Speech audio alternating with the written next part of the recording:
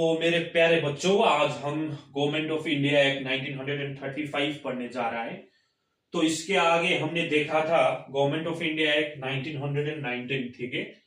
तो आज हम गवर्नमेंट ऑफ इंडिया एक्ट 1935 देखेंगे। तो गवर्नमेंट ऑफ इंडिया एक्ट 1919 में जो एक्ट ला के दिया था, भारतीय उससे खुश नहीं थे और भारतीय ने बहुत सारा अपोज करते गया। मैंने बोला ना, मार्कर पेन तो दिया था लेकिन उसका इंक नहीं दिया था। तो आज के क्लास में जो आप लोग देखेंगे तो बिल्कुल आप लोग को 1935 फिंगर टिप्स में मैं करा दूंगा। और जो 1919 से बहुत नाराज थे, ठीक है ना, भारतीय लोग, तो 1935 लाना पड़ा। तो वो जानने के आगे, गवर्नमेंट ऑफ इंडिया एक्ट 1935 जानने के आगे हमको इसका कहानी जाननी बहुत जरूरी है, आगे का कहानी। तो उसके मैं बोलूंगा बैकग्राउंड जानना बहुत जरूरी है, ठीक है। तो बैकग्राउंड में आप लोग को पता होगा कि 1935 के आगे में क्या लाया था, गवर्नमेंट ऑफ इंडिया एक्ट 1919 लाया था, ठीक है। इसका डिटेल्स आप लोग ने आगे के वीडियो में देखा रखा है।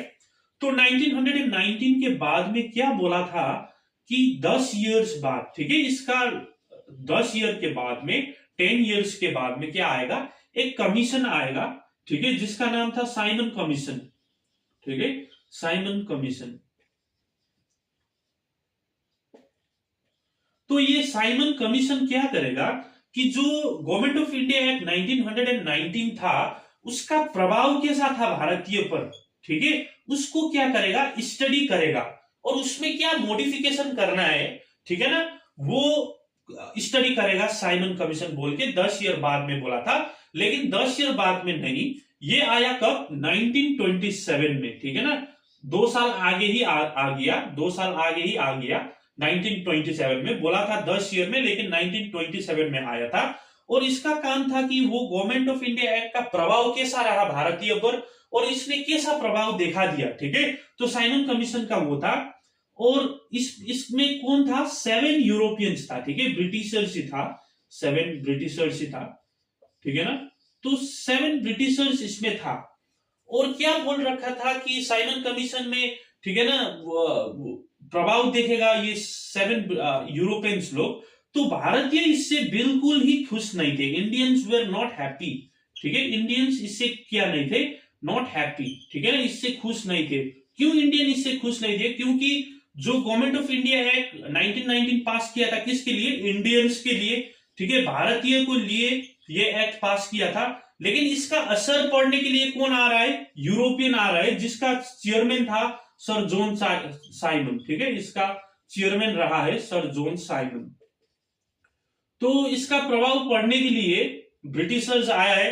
तो इंडियन हैप्पी नहीं थे इससे, ठीक है ना। गवर्नमेंट ऑफ इंडिया एक्ट तो किसके लिए था, इंडियंस के लिए था, लेकिन इसका प्रभाव पड़ने के लिए कौन आ रहा है, साइमन कमीशन में यूरोपियन लोग आ रहा है, 7 ब्रिटिशर्स, इसमें एक भी भारतीय को शामिल नहीं किया। तो भारतीय ने क्या किया कि ब्रिटेन गवर्नमेंट को क्या किया, प्रोटेस्ट कर दिया, ठीक है, हम लोग क्या नहीं है, ये साइमन कमीशन से खुशी नहीं है। और ये लोग ने नारा लगा दिया कि साइमन गो बैक, ठीक है ना, हम लोग को साइमन नहीं चाहिए, साइमन आप लोग गो बैक करिए, यूरोप ही जाइए, ठीक है। तो ब्रिटेन ने क्या किया, भारतीय का रिवोल्ट देखते हुए तो एक एग्रीमेंट किया कि ठीक है, तुम लोग भी क्या करो, रिपोर्ट तैयार करो, ठीक है, तुम लोग भी इसके देखते हुए 1919 के एक्ट को देखते हुए रिपोर्ट आप लोग भी तैयार करिए बोल के ब्रिटेन गवर्नमेंट ने इंडिया को क्या दिया, एक डिसीजन जैसा दे दिया। तो क्या किया, ठीक है ना, तो क्या किया इंडियंस ने, वो लोग ने भी एक कमेटी बैठाया, 3 आदमी का कमेटी, ठीक है, 3 आदमी का कमेटी बिठाया इंडियंस ने भी, ठीक है। और इसका हेड था मोतीलाल नेहरू, ठीक है, जो इसका कमेटी का हेड था मोतीलाल नेहरू। और ये मोतीलाल नेहरू हेड था, 3 आदमी बैठ के इसका क्या किया, प्रभाव देख लिया और रिपोर्ट तैयार किया जिसका नाम था नेहरू रिपोर्ट, ठीक है, नेहरू रिपोर्ट। और ये पेश के दिया ब्रिटेन गवर्नमेंट को कब, 30 दिसंबर 1930 में, 1930 में, ठीक है। और जिन्ना साहब जो था मुस्लिम लीग का जिन्ना साहब, उसने भी क्या दिया, जिन्ना ने भी 14 पॉइंट्स दे दिया अपना, ठीक है ना, इसके लिए, ठीक है, 1919 का एक्ट देखते हुए 14 पॉइंट जिन्ना साहब ने भी दे दिया। और ठीक है, मोतीलाल नेहरू का नेहरू रिपोर्ट भी तैयारी होके 1930 में आया और इसने भी दिया। तो ब्रिटिश गवर्नमेंट ने क्या किया, देखिए आप लोग, ब्रिटेन गवर्नमेंट ने क्या किया कि साइमन कमीशन का रिपोर्ट को भी कंसीडर किया। ठीक है, साइमन कमीशन को भी कंसीडर किया, प्लस नेहरू रिपोर्ट को भी कंसीडर किया और देखा, प्लस जिन्ना साहब का 14 पॉइंट भी कंसीडर किया। ठीक है, 14 जिन्ना पॉइंट भी कंसीडर किया। और इसके दिखते हुए 1930 से लेके 1932 तक, ठीक है ना, क्या किया, 3 राउंड टेबल कॉन्फ्रेंस उन लोग के बैठ के देखा, इसको डिस्कस किया, 3 राउंड टेबल कॉन्फ्रेंस कर दिया। और 3 राउंड टेबल कॉन्फ्रेंस करके, ठीक है ना, इसका 1933 में क्या किया, व्हाइट पेपर पब्लिश किया। ठीक है ना, क्या हमको कैसा एक्ट लाना पड़ेगा भारतीय के अच्छा के लिए, ठीक है, व्हाइट पेपर पब्लिश किया। और इसी व्हाइट पेपर से क्या आ गया, 1935 का गवर्नमेंट ऑफ इंडिया एक्ट आ गया। ठीक है ना, तो यही था इसका बैकग्राउंड। ठीक है, तो 1919 का गवर्नमेंट ऑफ एक्ट का साइमन कमीशन आया था, लेकिन साइमन को गो बैक करके रिपोर्ट बनाया इंडियंस ने, नेहरू रिपोर्ट। और उसके बाद जिन्ना साहब का 14 पॉइंट भी कंसीडर करके ब्रिटेन ने ये तीनों को 3 राउंड कॉन्फ्रेंस टेबल में डिस्कस किया और 1933 में व्हाइट पेपर पब्लिश करके, वो व्हाइट पेपर जा करके 1935 में गवर्नमेंट ऑफ इंडिया एक्ट 1935 हो गया। ठीक है, तो ये क्या था, बैकग्राउंड था उस समय का, गवर्नमेंट ऑफ इंडिया एक्ट 1935 का क्या था, एक बैकग्राउंड था। तो अब लोग को पता होगा उस समय भारत सरकार किसके हाथ में थे। ठीक है ना, गवर्नमेंट ऑफ इंडिया उस समय किसके हाथ में थे, तो आप लोग को पता होगा कि उस समय, आप लोग को पता है, ये तो secretary of state of India इसके हाथ में, secretary of state for India. और एक चेंज हुआ इसमें, एंड बर्मा भी ऐड हुआ, क्योंकि बर्मा सेपरेटेड हुआ था। ठीक है, इसलिए बर्मा भी ऐड हो गया। और secretary of state for India और बर्मा रहते थे। और भारत में कौन रहते थे, ये लोग ब्रिटेन में रहते थे, और भारत में कौन रहते थे, वॉइसरॉय रहते थे। ठीक है ना, भारत में कौन रहते थे, वॉइसरॉय रहते थे। तो इसीलिए गवर्नमेंट ऑफ इंडिया का स्ट्रक्चर ऐसा था। ठीक है, तो हम लोग अब एडमिनिस्ट्रेशन देखेंगे। ठीक है, तो एडमिनिस्ट्रेशन में क्या हो गया, ठीक है, एडमिनिस्ट्रेशन में क्या हो गया, तो एडमिनिस्ट्रेशन में वॉइसरॉय होता था, आप लोग को ये बहुत बढ़िया तरीका से पता है, मैंने आगे से बोल रखा है। प्लस 6 एग्जीक्यूटिव काउंसिल हुआ करते थे। ठीक है ना, 6 एग्जीक्यूटिव काउंसिल हुआ करते थे। और 6 एग्जीक्यूटिव काउंसिल में क्या था, 3 इंडियंस था, वो आप लोग को पता है। ठीक है, तो ये एडमिनिस्ट्रेशन का बात हो गया। तो जो एक पॉइंट और ऐड करना चाहता हूं गवर्नमेंट ऑफ इंडिया में, जो मैंने बोला secretary of state for India, secretary of India and Burma था, इसको असिस्ट करने के लिए कितना मेंबर होता था, आगे से 15 मेंबर होता था ना, असिस्ट करने के लिए 15 एडवाइजरी। अब 15 एडवाइजरी नहीं रह के कितना एडवाइजरी हो गया, 6 एडवाइजरी हो गया। ये भी आप लोग पॉइंट याद करिए। ठीक है ना, एडवाइजरी मेंबर कितना होता था, 6 होता था एडवाइजरी मेंबर। तो ये भी पॉइंट भी आप लोग ऐड कर सकते हैं गवर्नमेंट ऑफ इंडिया। और एडमिनिस्ट्रेशन में तो कुछ चेंज नहीं हुआ, एडमिनिस्ट्रेशन में आपका वॉइसरॉय प्लस 6 एग्जीक्यूटिव काउंसिल रहते थे। अब सेंट्रल लेजिस्लेचर देखेंगे। ठीक है, सेंट्रल लेजिस्लेचर, क्योंकि लेजिस्लेचर तो हमको 2 डिस्कस करना है, सेंट्रल लेजिस्लेचर और प्रोविंशियल लेजिस्लेचर हमको डिस्कस करना है। और सेंट्रल लेजिस्लेचर में क्या हो गया, अब एक कंसेप्ट आया फेडरल असेंबली। ठीक है ना, लोअर हाउस को बोलते थे आपका फेडरल असेंबली, फेडरल असेंबली। ठीक है ना, तो फेडरल असेंबली, और अपर हाउस को बोलते थे, जो लेजिस्लेटिव असेंबली था उसको फेडरल असेंबली बोलते थे, और अपर हाउस को बोलते थे काउंसिल ऑफ स्टेट। वो तो यही रह गया, काउंसिल ऑफ स्टेट। तो फेडरल असेंबली का मेंबर 375 होता था, और काउंसिल ऑफ स्टेट का मेंबर होता था 260। ठीक है, फेडरल असेंबली में कहां से आता थे, प्रिंसली स्टेट से। ठीक है, प्रिंसली स्टेट से आते थे, और प्रिंसली स्टेट के बाद आपका ब्रिटिश प्रोविंसेस से आते थे, ब्रिटिश प्रोविंसेस। इधर भी आते थे आपका प्रिंसली स्टेट से और आते थे आपका ब्रिटिश प्रोविंस से, ठीक है। तो प्रिंसली स्टेट से कितना आता था, 125 आता था और ब्रिटिश प्रोविंसेस से 250 आता था। इधर प्रिंसली स्टेट से 104 आता था और इधर ब्रिटिश प्रोविंसेस से 156 आता था, ठीक है ना मेंबर। तो ऐसे करके फेडरल असेंबली और council of state central legislature में हो गया। और एक बात, सेंट्रल लेजिस्लेचर में क्या भी ऐड कर दिया, ठीक है। तो सेंट्रल लेजिस्लेचर में क्या ऐड कर दिया कि एक कंसेप्ट लाया, अब फेडरेशन ऑफ स्टेट होगा, ठीक है ना। फेडरेशन, अब से इंडिया को क्या बोलेगा, फेडरेशन बोलेगा, ठीक है ना, फेडरेशन। तो फेडरेशन में कौन कौन होगा, आपका प्रिंसली स्टेट होगा, प्रिंसली स्टेट होगा और आपका ब्रिटिश प्रोविंस रहेगा, ठीक है, ब्रिटिश प्रोविंस रहेगा। और प्रिंसली स्टेट में क्या होगा कि प्रिंसली स्टेट फ्री होगा, ठीक है ना। यदि ये चाहेंगे फेडरेशन को ज्वाइन करने तो ठीक है, नहीं चाहेंगे तो भी ठीक है। यदि ये प्रिंसली स्टेट ज्वाइन करना चाहा भारत फेडरेशन में तो क्या साइन करना पड़ता था, इंस्ट्रूमेंट ऑफ एसेशन साइन करना पड़ता था, इंस्ट्रूमेंट ऑफ एसेशन। तो ये बात आप लोग याद करके रखिए। प्रिंसली स्टेट यदि फेडरेशन में जाना चाहता था लेकिन वो फ्री था, वो यदि मन नहीं आया उसका तो वो ज्वाइन नहीं कर सकते थे, और यदि करना है तो इंस्ट्रूमेंट ऑफ एसेशन साइन करना होता था। और जो कम्युनल रिप्रेजेंटेशन था, ठीक है, जो कम्युनल रिप्रेजेंटेशन आगे से मुस्लिम को दिया था, कम्युनल रिप्रेजेंटेशन, वो क्या कर दिया, वो फर्दर क्या कर दिया, एक्सटेंड कर दिया, ठीक है ना। वो फर्दर एक्सटेंड कर दिया किस किस को, ह्यूमन को, ठीक है, आपका लेबर को, आपका सिख को, ठीक है, वुमन, सिख, लैंडलॉर्ड को, ठीक है, और यूरोपियन को।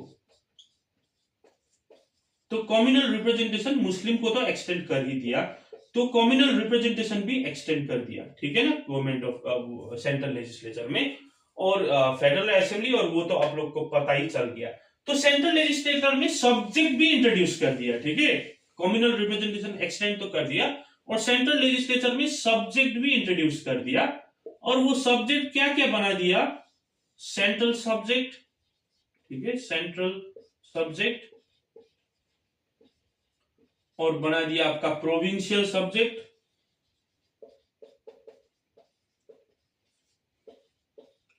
और बना दिया आपका कंकरेंट सब्जेक्ट, ठीक है, कंकरेंट सब्जेक्ट। तो सेंट्रल सब्जेक्ट, प्रोविंशियल, और सेंट्रल सब्जेक्ट में फर्दर डिवाइड करके ट्रांसफर सब्जेक्ट और क्या बना दिया आपका रिजर्व सब्जेक्ट, ठीक है, रिजर्व सब्जेक्ट और ट्रांसफर सब्जेक्ट। और ट्रांसफर सब्जेक्ट में कौन लॉ बनाते थे, वॉइसरॉय प्लस मिनिस्टर, ठीक है, एड्स ऑफ मिनिस्टर लिख सकते हैं आप लोग, मिनिस्टर। और रिजर्व सब्जेक्ट में वॉइसरॉय प्लस एग्जीक्यूटिव काउंसिल, ठीक है, उसका एग्जीक्यूटिव काउंसिल। और ठीक है ना, सेंट्रल सब्जेक्ट का डायरकी इंट्रोड्यूस कर दिया ना, टू लॉ मेकिंग बॉडी हो गया। इसीलिए गवर्नमेंट ऑफ इंडिया एक्ट 1935 में सेंट्रल में क्या इंट्रोड्यूस कर दिया, डायरकी, क्योंकि ट्रांसफर सब्जेक्ट और रिजर्व सब्जेक्ट कर दिया, ठीक है ना। तो इधर एक और भी सब्जेक्ट ऐड कर दिया, रेसिड्यूरी सब्जेक्ट। जो भी सब्जेक्ट प्रोविंशियल सब्जेक्ट में नहीं पड़ेगा, कंकरेंट सब्जेक्ट में नहीं पड़ेगा, सेंट्रल सब्जेक्ट में भी यदि नहीं पढ़ा तो ऐसा सब्जेक्ट में कौन लॉ बनाएगा, वॉइसरॉय, ठीक है। तो रेसिड्यूरी सब्जेक्ट में कानून बनाने का हक किसका था, वॉइसरॉय का। तो सेंट्रल लेजिस्लेचर में सब्जेक्ट का कंसेप्ट आ गया और सब्जेक्ट का कंसेप्ट में सेंट्रल सब्जेक्ट में ट्रांसफर और जो रिजर्व, जो 1919 में जो प्रोविंस को बनाया था डायरकी, अब सेंट्रल को डायरकी बना दिया, ठीक है ना। तो कंकरेंट सब्जेक्ट, प्रोविंशियल सब्जेक्ट और रेसिड्यूरी सब्जेक्ट में कौन लॉ बनाएगा, वॉइसरॉय। यही था सेंट्रल लेजिस्लेचर में। अब हम देखेंगे आपका प्रोविंशियल लेजिस्लेचर में क्या हो गया, ठीक है, प्रोविंशियल लेजिस्लेचर। तो प्रोविंशियल लेजिस्लेचर, प्रोविंशियल लेजिस्लेचर। तो प्रोविंशियल लेजिस्लेचर में क्या हो गया कि आपका 9 प्रोविंस हुआ करते थे, अब प्रोविंस हो गया 9 से कितना 11, ठीक है, 11 प्रोविंस हो गया 11। तो वो कौन कौन था? Bengal, Madras, Bombay, North Western Provinces Frontier, North Western Frontier Provinces, आपका सेंट्रल प्रोविंसेस,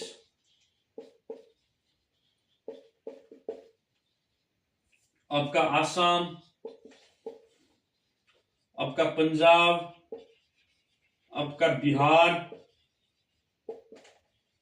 बिहार और उड़ीसा को सेपरेट कर दिया, ठीक है, उड़ीसा और सिंध, ठीक है, 1 2 3 4 5 6 7 8 9 10 हो गया। सिंध, उड़ीसा, आपका बिहार, पंजाब, ठीक है, आसाम और बर्मा भी, तो 11 प्रोविंस हो गया। और 6 प्रोविंस में क्या कर दिया? 6 प्रोविंस में आपका, ठीक है ना, 6 प्रोविंस में बाय कैमरलिज्म इंट्रोड्यूस कर दिया। तो बाय कैमरलिज्म मतलब वो कंसेप्ट जो लोअर हाउस और अपर हाउस हुआ करता था ना, जो लेजिस्लेटिव असेंबली और काउंसिल ऑफ स्टेट, वो वाला कंसेप्ट वो लाके 6 प्रोविंस में दे दिया। वो था आपका Bengal, Madras, Bombay, North Western Provinces Frontier, Bihar और आसाम, ठीक है ना। ये 6 को क्या बना दिया? आपका बाय कैमरलिज्म भी इंट्रोड्यूस कर दिया। ये बात भी आप लोग को पता होना चाहिए प्रोविंशियल लेजिस्लेचर में। और प्रोविंशियल लेजिस्लेचर में 11 प्रोविंस हो गया, 6 प्रोविंस को बाय कैमरलिज्म कर दिया। और बात क्या हो गया कि इसमें एडिशनल मेंबर क्या होते थे? एडिशनल मेंबर इसमें, ठीक है, आपका इलेक्ट भी होते थे और नॉमिनेटेड भी होते थे, ये तो आप लोग को पता ही है। और जो इलेक्टेड होके आते थे उसको मिनिस्टर भी दिया करता था, ठीक है। और हेड ऑफ स्टेट कौन हो गया? हेड ऑफ स्टेट गवर्नर हुआ करता था, गवर्नर, ठीक है। हेड ऑफ स्टेट कौन हुआ करता था? गवर्नर, मतलब head of province, governor plus his ministers, ठीक है। और इधर पर जो 1919 में डबल गवर्नमेंट, डुअल गवर्नमेंट जो आपका डायरकी इंट्रोड्यूस कर दिया था, वो डायरकी अब एबोलिश कर दिया, ठीक है ना, डायरकी अब नहीं रहेगा।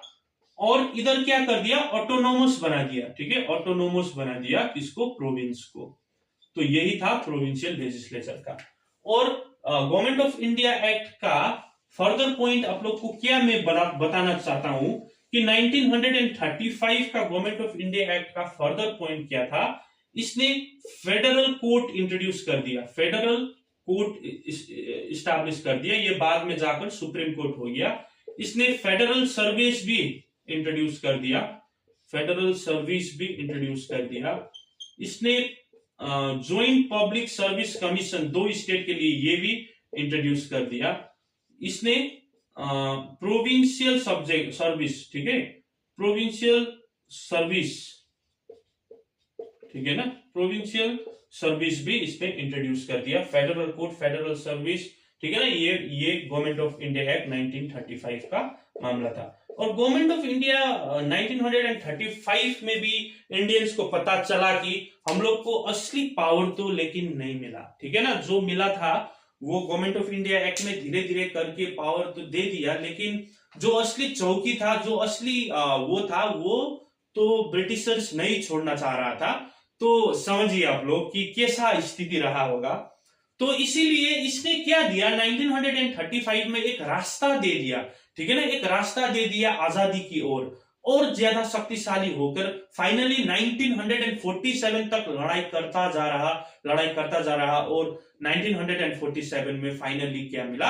आजादी मिला। तो 1935 का यही सब था। आप लोग का नोट्स मिलेगा, आप लोग देखिए, लाइक करिए, कमेंट करिए, शेयर करिए, और कैसा लग रहा है आप लोग वो भी बोल दीजिए, ठीक है। Thank you.